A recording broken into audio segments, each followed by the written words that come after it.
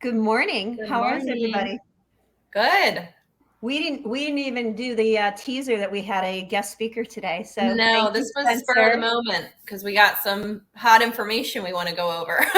Yeah. So why don't we go through the numbers, because we do have Spencer Davis with Benchmark Mortgage here with us today, and thank you very much for joining us this morning, Thanks for Spencer. It's the, really yeah. appreciated. Yeah, thanks for having me.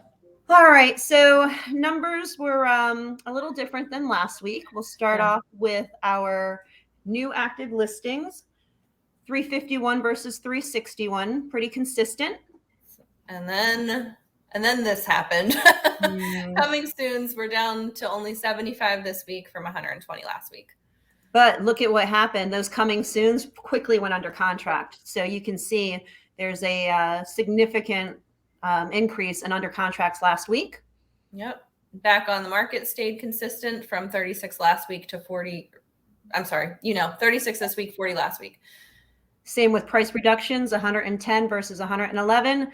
And then we come to the actual available listings. Whew. Yep. 1407 this week from 1702 last week.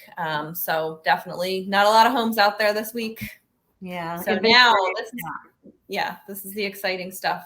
So Spencer, we asked you to be with us today because we have a question, and you actually gave us an article which stated the question of, is there really a new unfair mortgage tax that is affecting those with higher credit?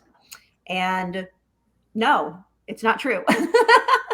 Yeah, the way the media is portraying it is somewhat pretty factually inaccurate. But there are changes that have gone into place. Right. So the changes only affect conventional loans. So kind of start there. It's not FHA, it's not VA, it's not USDA. These are only changes for conventional loans.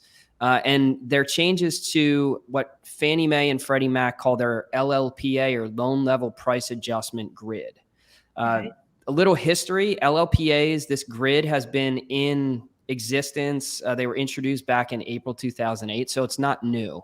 So everyone thinks there's this new thing that came out. It's not new. It's just a change of something that was already in effect.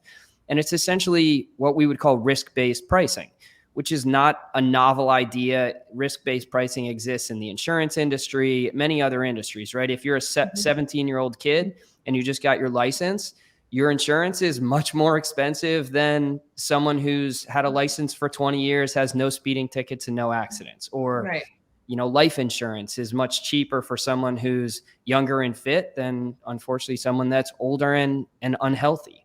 So it's similar to that risk-based pricing. And really, the changes that came out changed the grid. So Shelby, maybe if you can pull up that first one. Yes, this one here. Yeah, so this shows the changes to the new grid from the previous grid that was in place from Fannie Mae and Freddie Mac. The areas that you see that are red, that represents a worsening in the cost to the borrower. The areas in green show, obviously, an improvement to the borrower. So to be fair, the changes that went in place definitely are affecting kind of that 680 and above credit score borrower with less than 25% down. It's affecting them worse than someone with a lower credit score and a higher loan to value. So you would expect this chart would kind of waterfall from the top left down to the bottom right.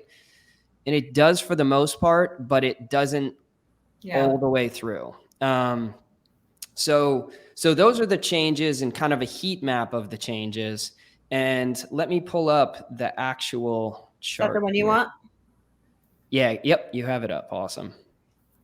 So this shows, let me just blow my screen up. So this shows the actual adjusters. So you can see if you put 40% down and you have an 800 credit score, you have no adjuster at all. And one thing that's important to note with these adjusters is it's not to the interest to the interest rate. It's in points. So essentially, if you're buying $100,000 or $300,000 house, 1 point is $3,000 that it costs to get that rate.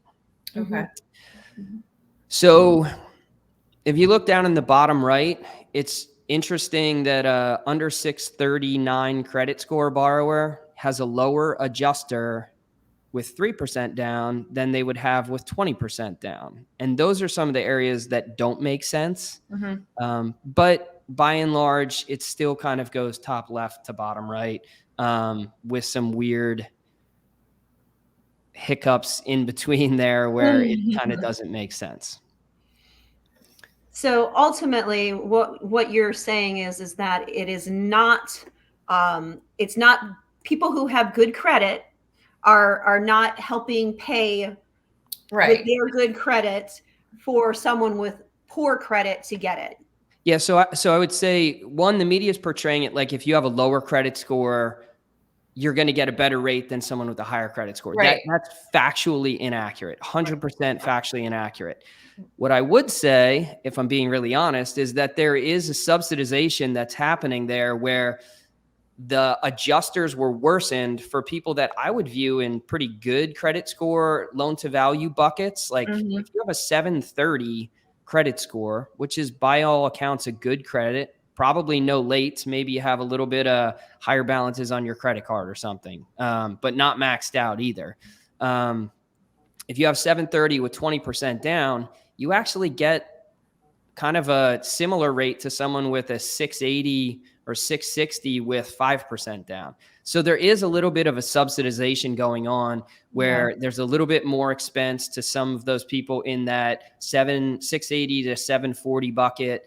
And then there's less cost to some of the people on the bottom right of that grid. And I think it's being subsidized. I think anyone who says it's not being subsidized, it's inaccurate. But the media is making it sound like you get a better rate if you have lower credit score. Not true at all. Yeah. Okay. Right. Spencer, thank you so much for debunking some of the myths that have been in the media this past week, honestly, because it has. In our industry, it's been a lot of talk about it.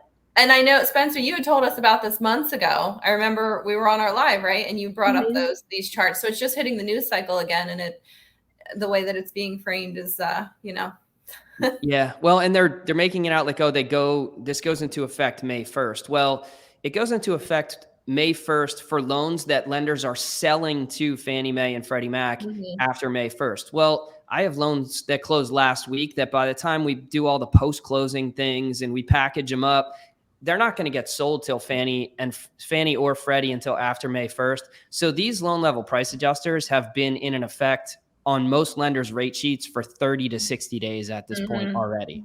So it's not something that goes live in a week. It already essentially has been live. Right. So two real quick points I want to make that I think are worthwhile. If you're a first-time home buyer and you are under the area median income limit, you are in luck because you have no loan level price adjusters at all on a conventional loan.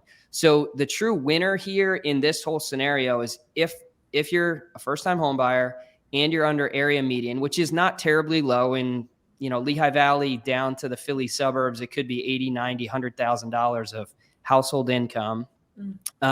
You have no loan level price adjuster. So you get the same pricing as someone who has an 800 score and puts 40% down, which I think is great news because the first-time home buyer, based on the current environment, has really had it tough. So for them to be able to get a great rate, I think is really helpful and beneficial to them. Right. The other thing I wanted to mention is that lower right corner where you have low credit score and low down payment. Most of those loans are not going to get approved through the computerized or automated underwriting system anyway. So some of those bottom right changes that we see are kind of a non-issue because those loans don't score approvals anyway, and they don't get closed. They end up going to FHA, right? If you're under 660, FHA is probably still a better option if you can get a seller to accept it, right? That's the problem right now. Yeah, fingers crossed there. Well, Spencer, thank you so much for taking the time to come on. And you want to quickly just shoot out a phone number for you in case people have additional questions and they want to reach out and ask you questions? Sure. Yeah. Personal cell or work cells, 484-201-8366. You can also find me on social media, on Instagram. Spencer Dvis, the mortgage dork. So I love that so much. Yeah, we can't take ourselves too seriously, right? Hope you all have a great week. Thank you. All right, Thanks, Spencer.